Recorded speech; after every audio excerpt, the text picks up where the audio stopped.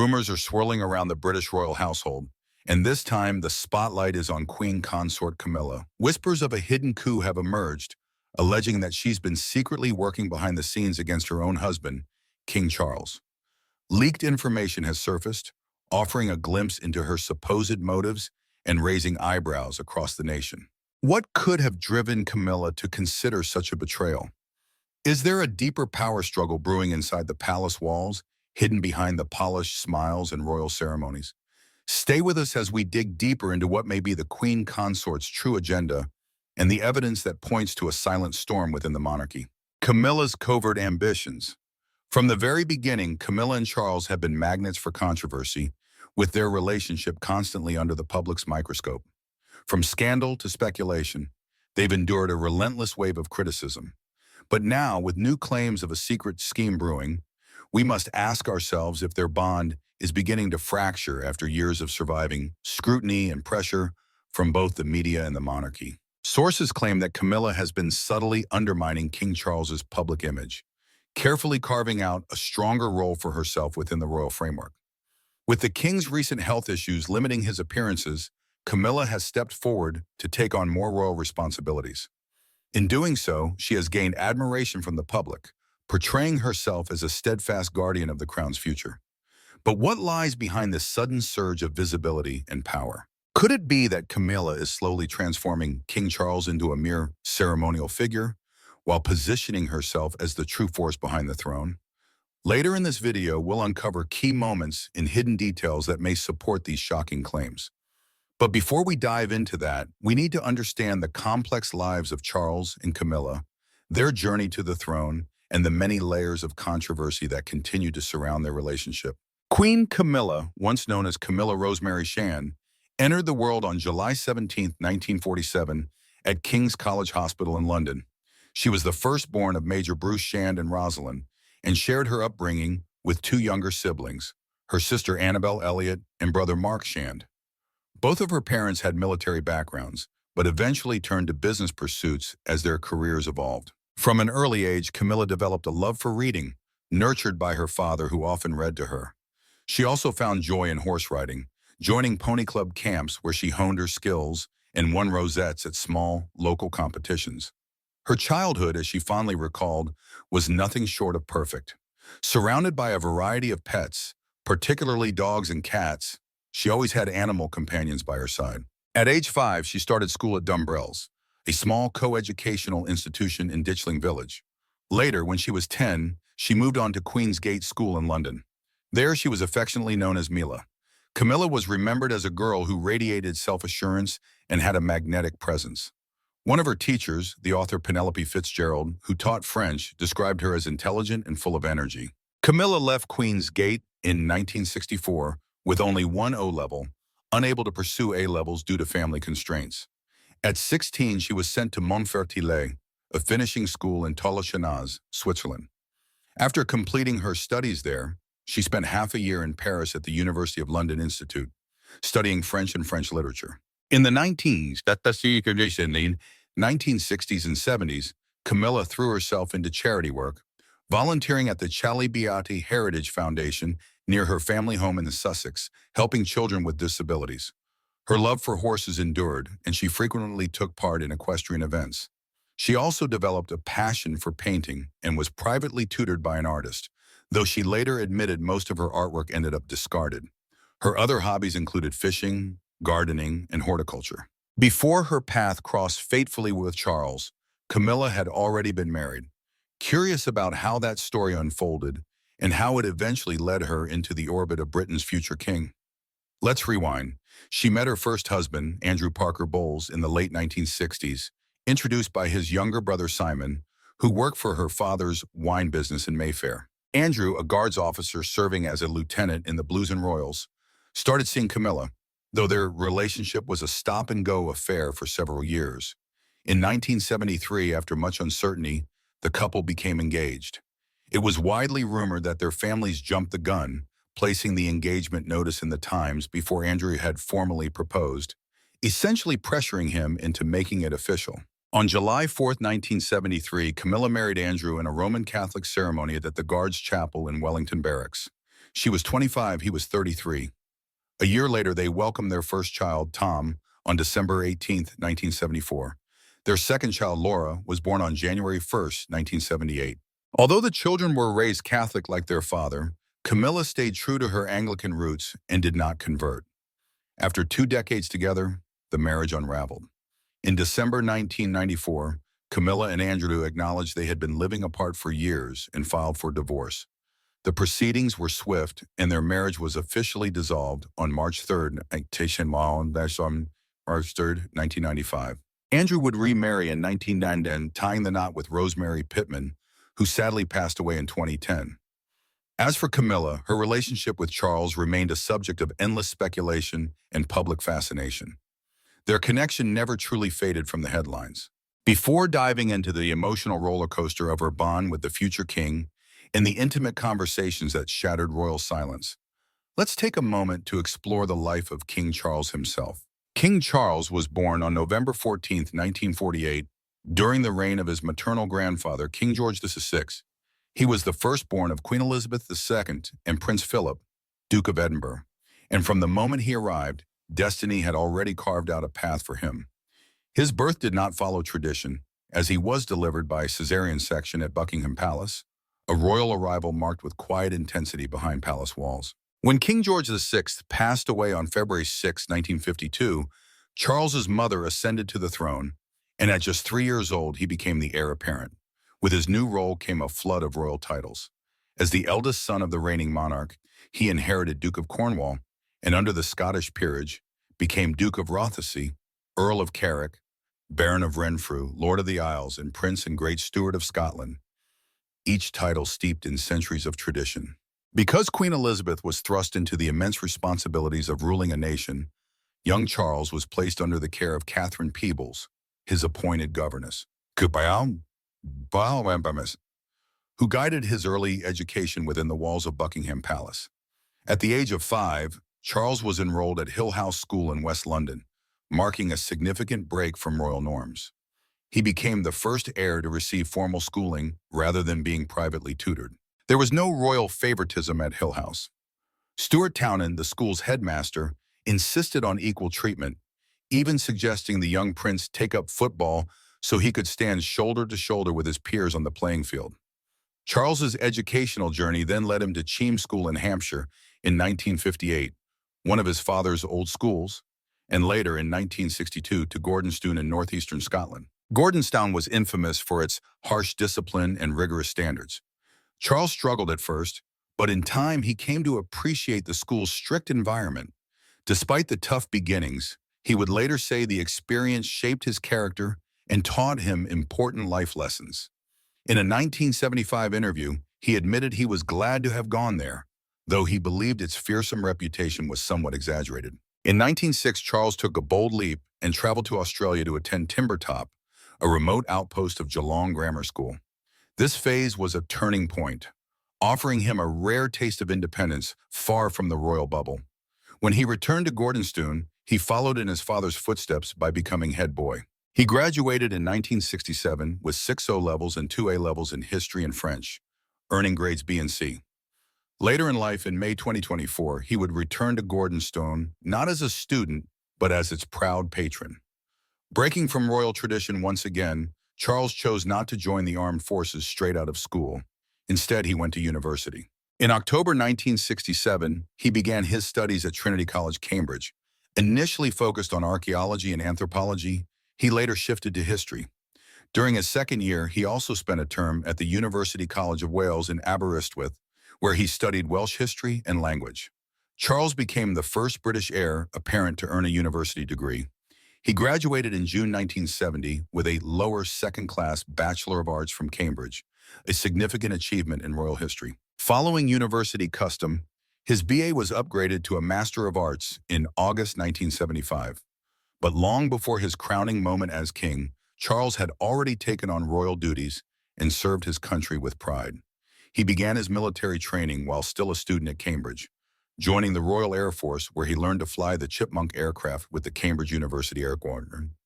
University Air Squadron. In August 1971, he received his RAF wings. Not long after, Charles launched into his naval career.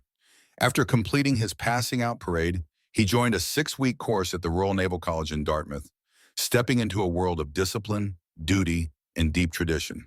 From 1971 to 1974, Charles served aboard several ships including the guided missile destroyer HMS Norfolk and the frigates to HMS Minerva and HMS Jupiter. His naval journey took a defining turn when he earned his wings as a helicopter pilot at RNAS Yeovilton. He then joined the 845 Naval Air Squadron, operating from HMS Hermes.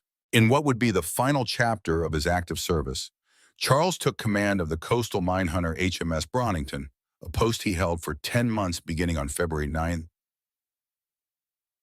1970. 2 years later, in 1977, after being appointed Colonel-in-Chief of the Parachute Regiment, Charles embraced a new challenge by completing a parachute training course at RAF Bryce Norton. However, his flying days came to a sudden end in 1994 after a harrowing crash landing in Islay. Although he was a guest passenger at the time, an inquiry later found the aircraft's crew negligent, prompting Charles to give up flying entirely. Charles's public life began early. In 1965, he stepped into the spotlight by attending a student garden party at the Palace of Holyrood House. Over the years, his role as Prince of Wales expanded dramatically. Between 2002 and 2022 alone, he fulfilled 10,034 official engagements on behalf of the Queen. He presided over investitures, traveled the world, and attended the funerals of international dignitaries, carrying the weight of royal duty with dignity and grace. In 1906, he launched the Prince's Trust, a charitable foundation that would go on to touch countless lives. His commitment to service continued with a diplomatic visit to the United States in 1981. Around the same time, Australian Prime Minister Malcolm Fraser floated the idea of Charles becoming Governor-General of Australia. Though Charles was open to the role, public indifference led to the idea being quietly shelved. His disappointment was clear in his heartfelt remark, questioning how one should feel when willing to help but told they are not wanted. Charles continued to represent the crown on significant international stages. In 2010, he opened the Commonwealth Games in Delhi, India, on the Queen's behalf. Then, in 2013, he stepped into her shoes again at the Commonwealth Heads of Government meeting in Colombo, Sri Lanka. 5 years later, in 2018, the Commonwealth leaders reached a unanimous decision that Charles would succeed the Queen as head of the Commonwealth. Although not a hereditary position, his selection marked a historic moment in the organization's evolution. In March 2019, at the request of the British government, Charles and Camilla became the first members of the royal family to make an official visit to Cuba. The trip was more than ceremonial. It symbolized a new diplomatic chapter between the UK and the Caribbean nation. In November 2021, he stood witness to a milestone in Barbados's history.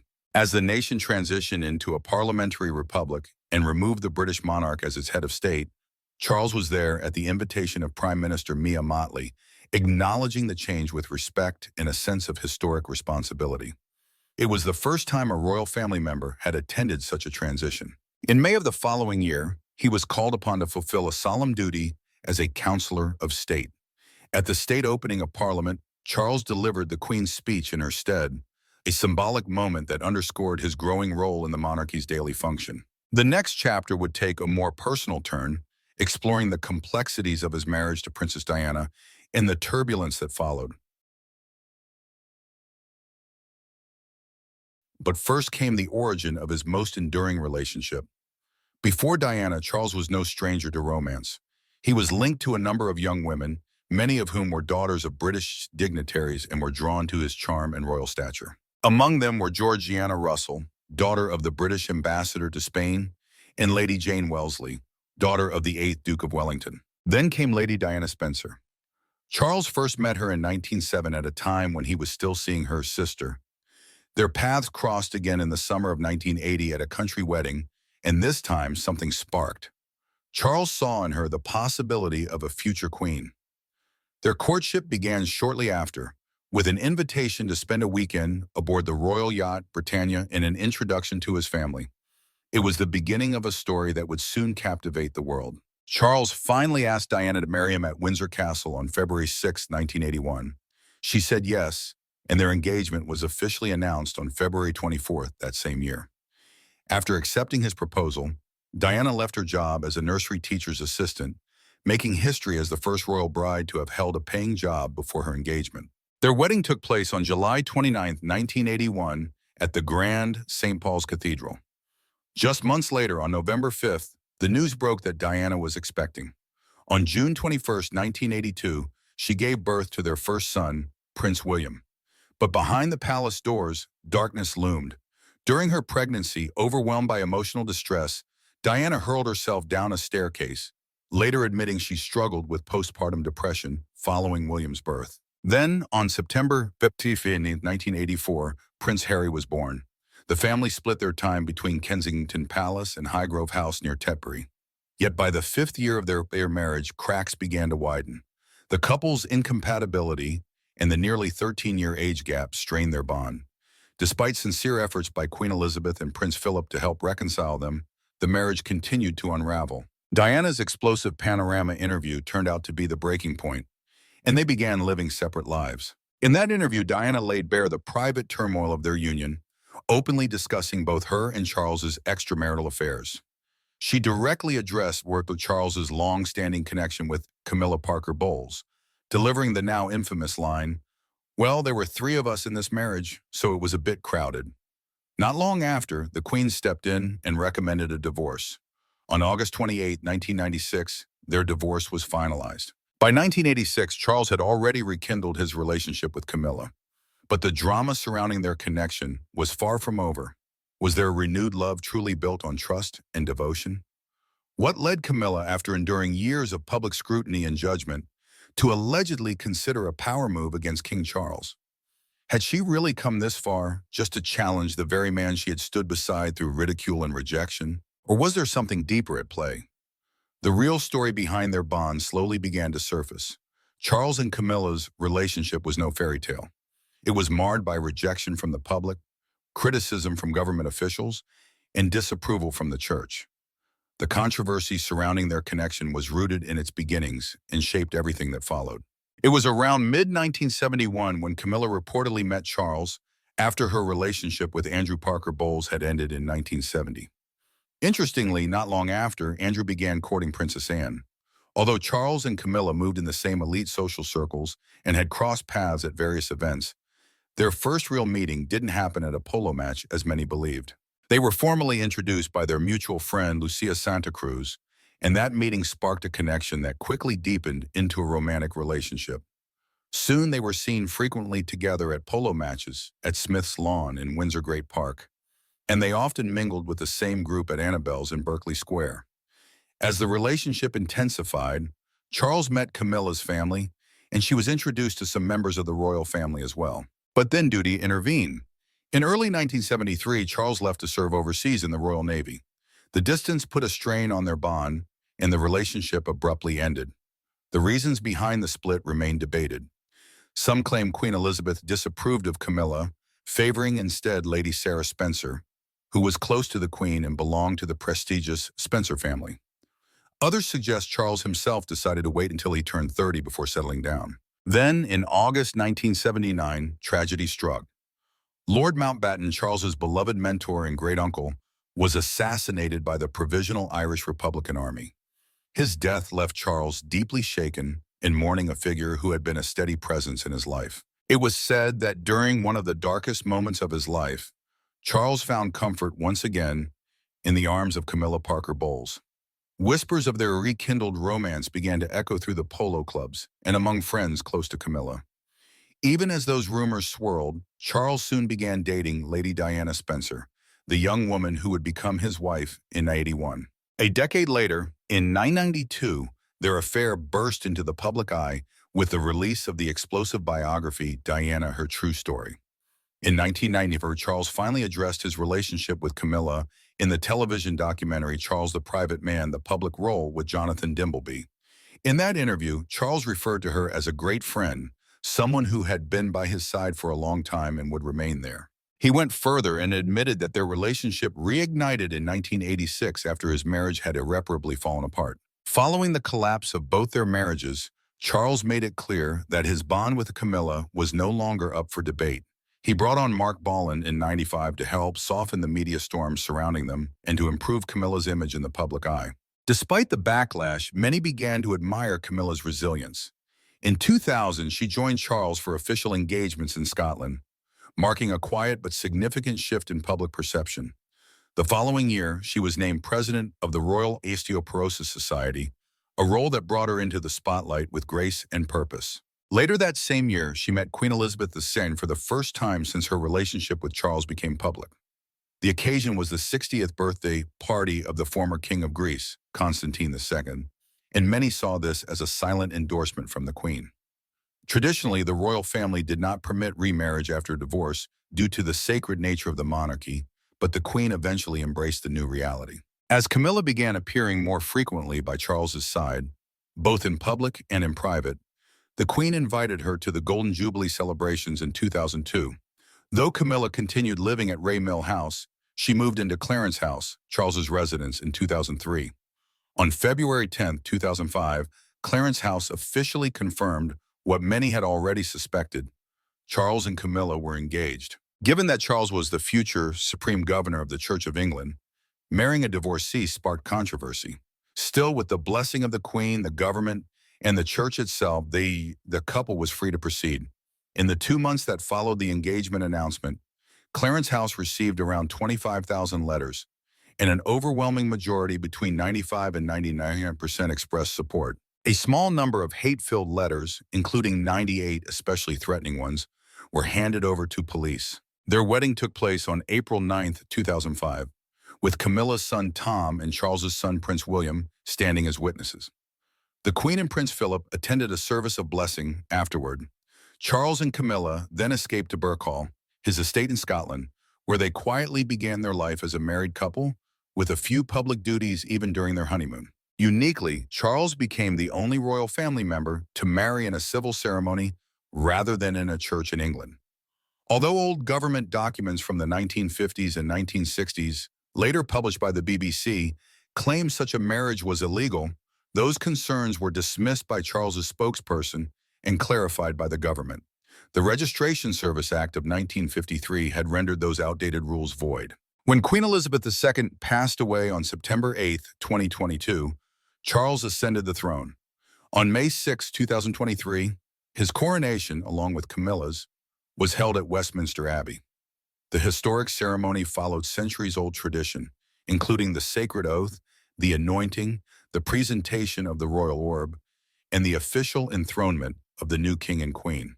In July of that year, the royal couple stood together at a national service of thanksgiving, where King Charles was honored with the ancient Scottish regalia at St. Giles's Cathedral. It was there that Camilla officially assumed the title of Queen Consort. Yet not everyone in Britain embraced her new role with open arms. The shadows of her past with Charles, the controversies, the timing, all stirred a quiet resistance among the public. Since then, her reign as Queen Consort has not been without turbulence. The latest storm surrounds a shocking allegation: whispers of a secret coup brewing within the palace walls. According to leaked reports and insider claims, Camilla has allegedly held clandestine meetings with senior royal advisors, possibly plotting against King Charles in the shadows of the throne. These advisors are not just staff. They are the minds that shape the monarchy's future and control narratives in the public eye. The secrecy of these meetings has fueled speculation about Camilla's true intentions. Is she orchestrating a silent rise to power, subtly edging King Charles out of the spotlight? Sources claim these confidential talks may have centered on the long-term direction of the monarchy, with discussions aimed at shifting the balance of power. Some even suggest a deliberate campaign to weaken King Charles's image in the media, while Camilla is quietly built up as the stronger, more capable figure. Though there is no concrete evidence to support these claims, every rumor carries a seed of truth that begs to be uncovered. Reports of an internal power struggle within the royal household have only added fuel to the fire. Allegedly, Queen Consort Camilla has been actively reshaping King Charles's image, not in his favor but as part of a calculated plan. Ever since the early days of their relationship, the king's public standing has been haunted by controversy. Now it is said that Camilla has taken control of the narrative, twisting the media's focus to paint Charles in a weaker light. Her rumored goal appears clear: to make the king seem less authoritative by highlighting his vulnerabilities. while she garners praise for her increasing involvement in royal affairs. And if that weren't enough, another unsettling piece of the puzzle has emerged. Sources say she is not working alone. Camilla has allegedly aligned herself with influential members of the royal family who harbor doubts about King Charles's leadership. These alliances, if true, would give her significant leverage. Speculation has swirled around Princess Anne and Prince Andrew, both of whom are rumored to have expressed unease about Charles's approach to ruling. Some say Camilla has reached out to them, hoping to rally their support for her broader ambitions. History has shown us that the British monarchy is no stranger to betrayal and internal conflict. Secret deals and shifting loyalties have shaped its legacy. Camilla's supposed vision for the crown might be at odds with Charles's unwavering devotion to royal tradition, leading her, perhaps, to consider dramatic steps to secure a different future. In her eyes, the monarchy must evolve to stay relevant. For too long, she may have watched from the sidelines, believing that clinging to outdated customs would only isolate the royal family from the modern world. Charles, however, stands firm in his belief that tradition is the soul of the monarchy and that preserving it is his sacred duty. This fundamental clash of visions may have sparked the alleged betrayal, and now, with recent concerns over the king's health, more questions are being raised. Could his vulnerability be the very crack Camilla is poised to exploit? While the truth remains buried behind palace walls, the whispers are growing louder, and the tale unfolding may be one of the most dramatic chapters in royal history. As King Charles struggles with declining health, he has been forced to withdraw from many of his royal responsibilities.